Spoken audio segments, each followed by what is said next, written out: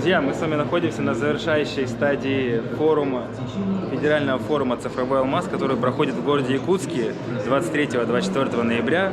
Мы тоже участники «Безопасная Арктика» Николая Александровича Находкина. Уже все заканчивается, на самом деле.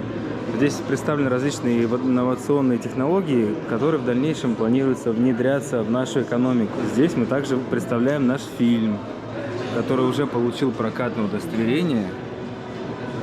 Но мы еще готовим пушкинскую карту. Это очень длительный процесс оказался. И, вот сказали, месяц, два, три, непонятно сколько. Пока она не выйдет, чтобы студенты могли бесплатно ходить на наш фильм, пока она не выйдет, мы не можем фильм выпустить в прокат. Увы, и ждем информацию, когда она будет, непонятно. Вот, и давайте немножко расскажем о технологиях, которые представляет «Безопасная Арктика» Николая Александровича. Вот Юра, наш инженер Жирков.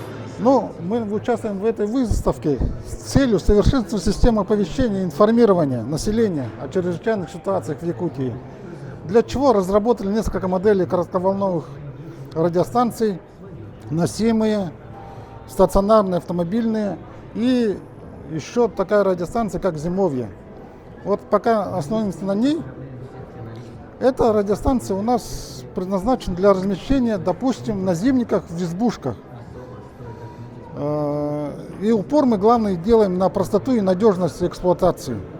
В данном случае вот эта радиостанция, когда она находится в избушке, на зимнике, если, не дай бог, какое-то происшествие случается, человек добирается до избушки, всего 3 кнопки нажимает и начинает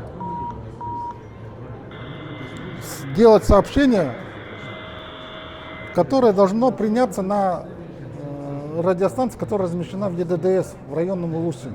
ЕДДС — это единая диспетчерская служба, аварийная, да, спасательно-аварийная. в случае чрезвычайных ситуаций, правильно же? Да, получается так, естественно. Ну вот у нас есть схема, примерно как должно быть все эта система работать.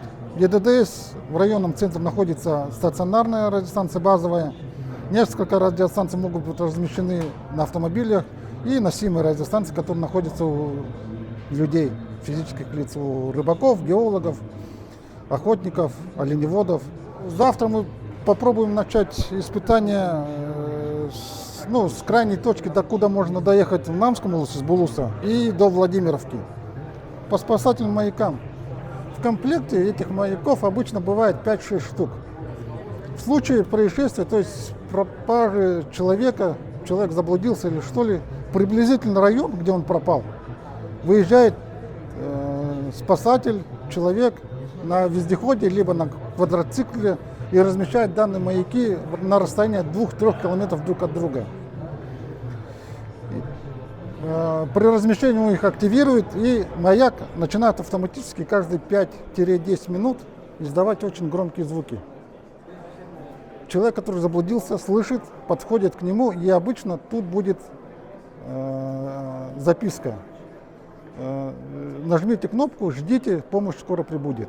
Человек нажимает кнопку, и оператор видит на планшете или на смартфоне сигнал данного маяка с координатами, куда высылает спасательную группу. Где человек?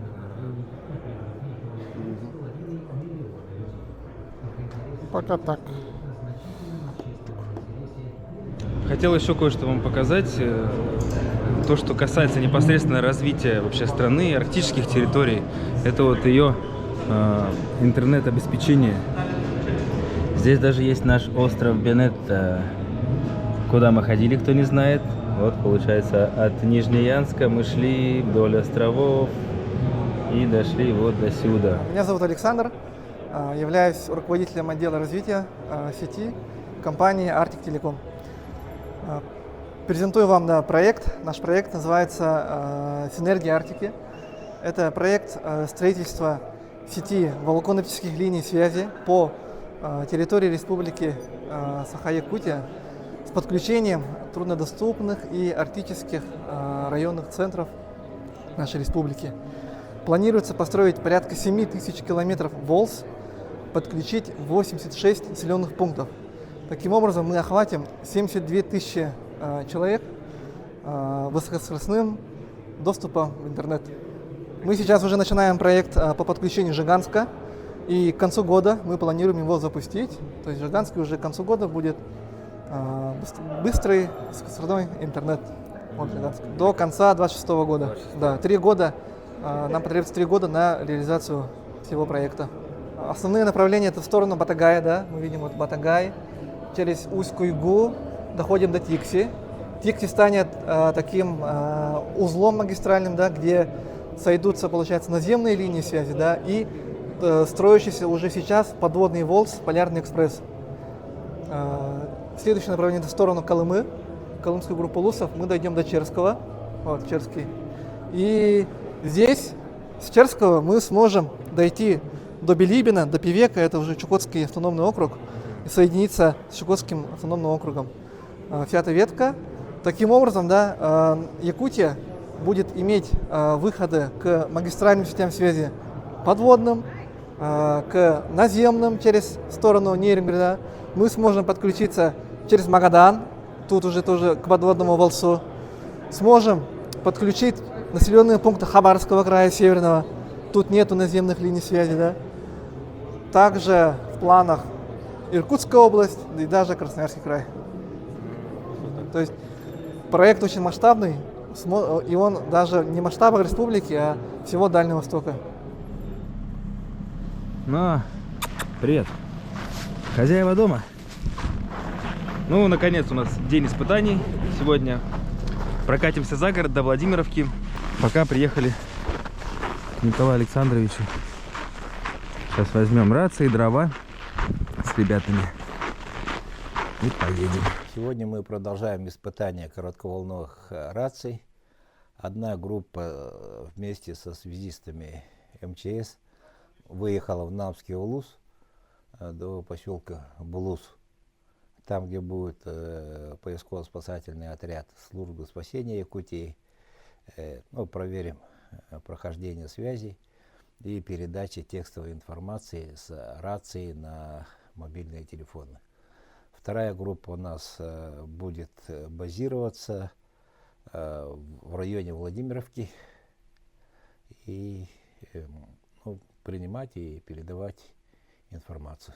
Расстояние какое у нас будет? Это расстояние, ну, я думаю, около 200 километров. До Владимировки нам километров 17 получается от Николая Александровича. Недолго. Вторая группа уже практически на месте. Скоро будет связь. Надо поторопиться. Сегодня погода такая ясная, солнечная. И морозная. 28 градусник показывает. Не успел я утеплиться, вот стекло уже так на трассе. В городе ездишь нормально, как только на трассу выезжаешь. Первый раз я выехал за эту зиму, сразу все затягивает. Ну, красиво зато. Дальше я уже не проеду. Утеплились, и я пока там собирался, парни убежали. Я теперь не могу понять, как к ним пройти. Следы есть, но они какие-то вот эти уже вчерашние как будто. Так-то в машине у меня 28 показывает, но по сути 30 с чем-то. Сейчас мороз, если так брать на улице. Немножко в сторону ушел. Я думал, мне туда, вон на поле, оказывается. Вот, похоже, ребята печку затопили. Близко совсем дороги, я думал, дальше будет.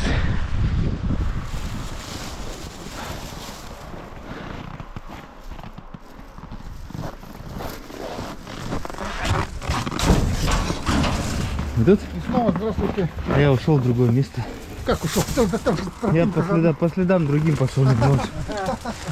Затупил. Куда ты? Ну, кругаля дал через лес. Ух. Я его как-то вот здесь поставлю, наверное, он не зовется, да? В общем, он сказал проверить уровень шумов в СВ-диапазоне, в диапазоне средних волн.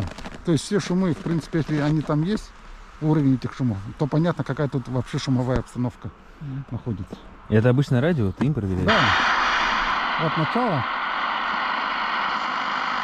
То есть они дают, я так понимаю, понятие о шумовой обстановке вообще в этом месте, в этом, ну, в эфире этого места. И что, сильно этот шум? Шумит сильно. Сильно, да? Вот мы включили радиостанцию «Зимовье» сейчас. Она у нас стоит в машине, без внутреннего аккумулятора.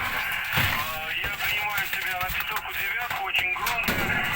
Небольшие трески от зажигания автомобиля, но больше никаких помех здесь нету, мне очень нравится. Находится на притоке реки Лены, прямо на конце поселка Булус, около нового здания спасательного отряда.